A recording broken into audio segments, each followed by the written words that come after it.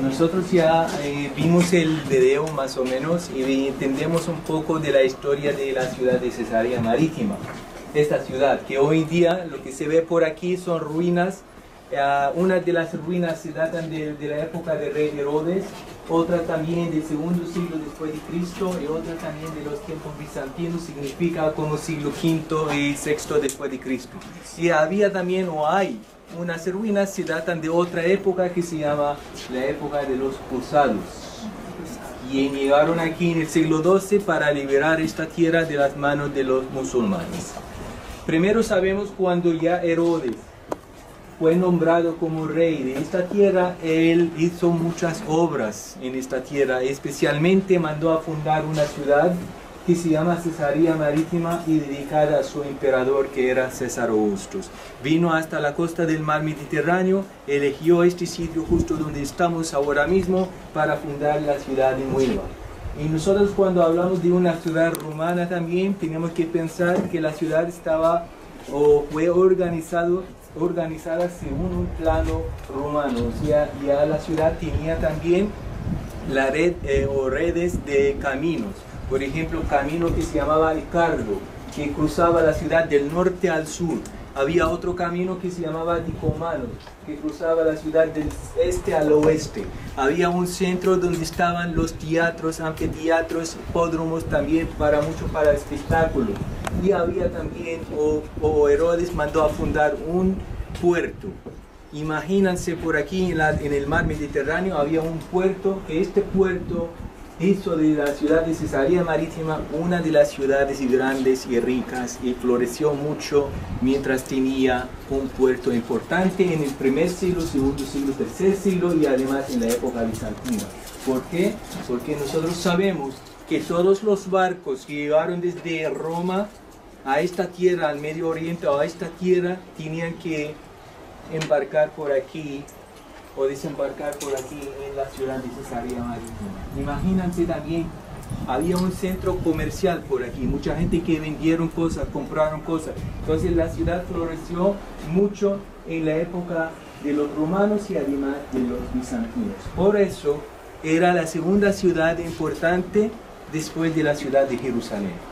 Así que cuando hablamos primer siglo, la primera ciudad era importante Jerusalén, la segunda ciudad era Cesarea Marítima. Pero ¿qué pasó después? Nosotros sabemos que en el año 70 ya la ciudad de Jerusalén fue destruida por los romanos. Entonces esta ciudad llegó a ser la primera ciudad importante en aquel tiempo. Bien, y nosotros sabemos que también después se convirtió como la ciudad donde vivían los gobernadores de Judea. O sea, en la época de Jesús había también gobernadores. Y nosotros ya sabemos, uno de los gobernadores era Poncio Pilato, quien condenó a Jesús a muerte. Su ciudad era la ciudad de Cesarea Marítima. Él tenía su palacio por aquí. Sí, es verdad que condenó a Jesús en Jerusalén, pero él vivía donde en esta ciudad. Y para nosotros sabemos primero que después de la época romana empezó la época bizantina. En los tiempos bizantinos por aquí, en vez de ver los templos, había por aquí iglesias. Se sabe también que tenía obispos, se sabe también que había una biblioteca donde enseñaron la religión también cristiana en esta ciudad. Entonces era una ciudad muy importante también durante época bizantina. ¿Qué pasó después de los tiempos bizantinos? Empieza una época, se llama la época de los árabes, que mucho más empezó en el siglo VII después de Cristo. En aquel tiempo llegaron los árabes y destruyeron toda esta ciudad. Hasta los tiempos cruzados, hasta el siglo XI después de Cristo y XII también, cuando llegan aquí los cruzados para liberar la tierra, y de hecho ellos mandan de nuevo a reconstruir la ciudad de Cesarea Marítima, pero era pequeña, no era como la ciudad en la época romana, y quedó solamente la parte más allá atrás, mucho más al fondo. Y siguió así hasta la época del siglo XIII, hasta los mamelucos que llegaron desde Egipto. Yo sé que ahora mismo estoy hablando sobre unas naciones que a veces también es difícil entender quién eran los mamelucos, pero solamente recordar los nombres que llegaron desde Egipto para también destruir mucho más o para echar fuera a los cruzados. Otra vez, los cruzados eran naciones que llegaron desde Europa hoy en día, desde Roma, de Inglaterra, desde Francia, Alemania, para liberar esta tierra. ¿Bien? ¿Ellos son Así. los mamelucos? Ahora, los mamelucos llegaron desde Egipto, que eran musulmanes. Siglo XIII, otra vez Cesarea Marítima ya fue destruida en el siglo XIII. Para nosotros como cristianos también es un lugar importante, primero por el lugar arqueológico, pero además también por San Pedro. San Pedro y San Pablo estuvieron por aquí.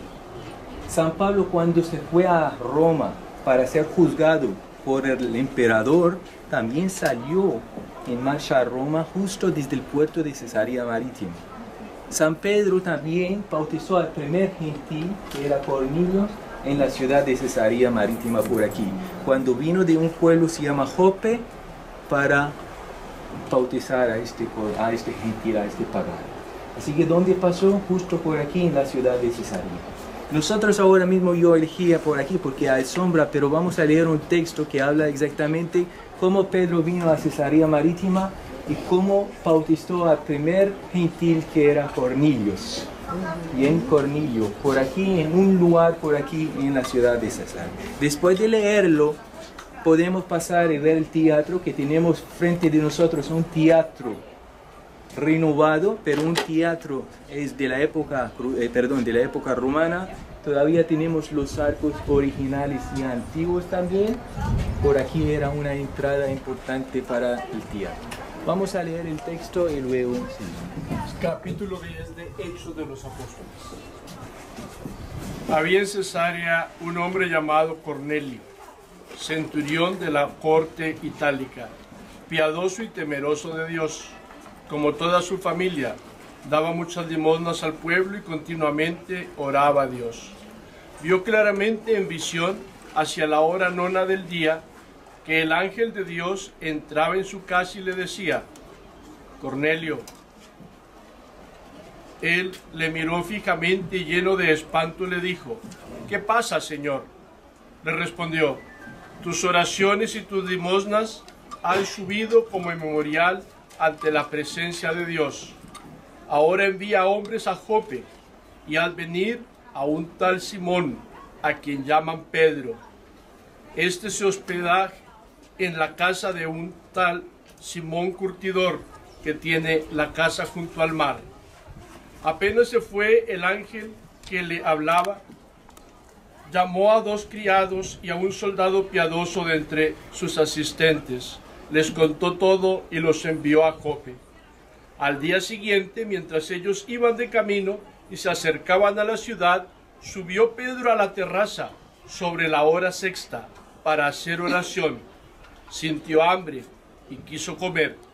Mientras se lo preparaban, le sobrevino un éxtasis y vio el cielo abierto y que bajaba hacia la tierra una cosa así como un gran lienzo atado por las 4 puntas.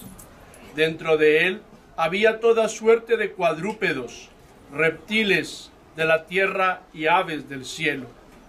Y una voz le dijo: levántate, Pedro, sacrifica y come. Pedro replicó: de ninguna manera, Señor, porque jamás he comido nada profano e impuro. La voz le dijo por segunda vez: lo que Dios ha purificado, no lo llames tú profano. Esto se repitió 3 veces, e inmediatamente la cosa aquella fue llevada al cielo. Mientras estaba Pedro perplejo pensando qué podría significar la visión que había visto, de pronto los hombres enviados por Cornelio, después de preguntar por la casa de Simón, se presentaron en la puerta. Llamaron y preguntaron si se hospedaba allí Simón, llamado Pedro. Estando Pedro pensando en la visión, le dijo el Espíritu: ahí tienes unos hombres que te buscan. Baja pues al momento y vete con ellos sin vacilar, pues yo los he enviado. Pedro bajó hacia ellos y les dijo: yo soy el que buscáis. ¿Por qué motivo habéis venido? Ellos respondieron: el centurión Cornelio, hombre justo y temeroso de Dios, reconocido como tal por el testimonio de toda la nación judía, ha recibido de un ángel santo el aviso de hacerte venir a su casa y de escuchar lo que tú digas. Entonces les invitó a entrar y les dio hospedaje. Al día siguiente se levantó y se fue con ellos. Le acompañaron algunos hermanos de Jope. Al siguiente día entró en Cesarea. Cornelio los estaba esperando. Había reunidos a sus parientes y a los amigos íntimos. Cuando Pedro entraba, salió Cornelio a su encuentro y cayó postrado a sus pies. Pedro le levantó diciendo: levántate, que también yo soy un hombre. Y conversando con él entró y encontró a muchos reunidos y les dijo: vosotros sabéis que le está prohibido a un judío juntarse con extranjero o entrar en su casa, pero a mí me ha mostrado Dios que no hay que llamar profano o impuro a ningún hombre. Por eso, al ser llamado he venido sin protestar. Os pregunto pues, ¿por qué motivo me habéis enviado llamar?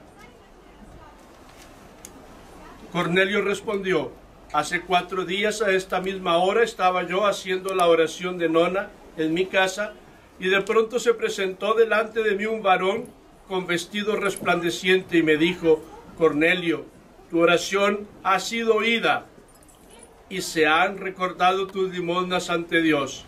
Envía pues a alguien a Jope y haz venir a Simón, llamado Pedro, que se hospeda en la casa de Simón el curtidor, junto al mar.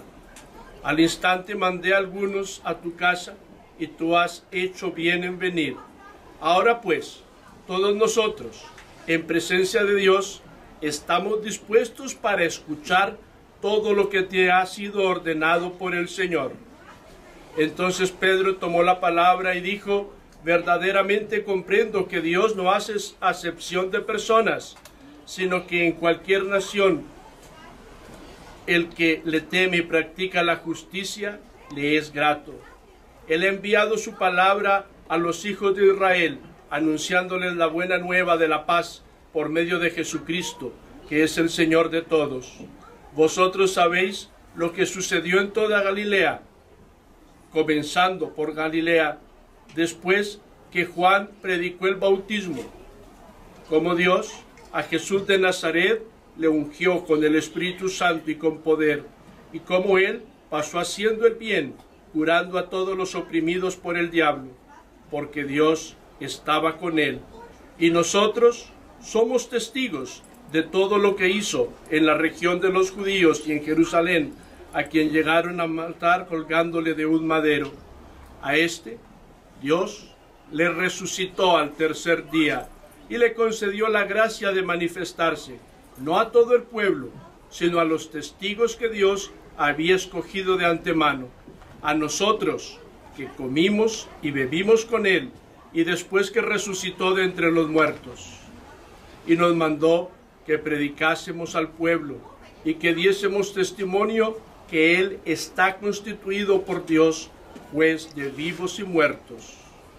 De esto todos los profetas dan testimonio, que todo el que cree en él alcance por su nombre el perdón de los pecados.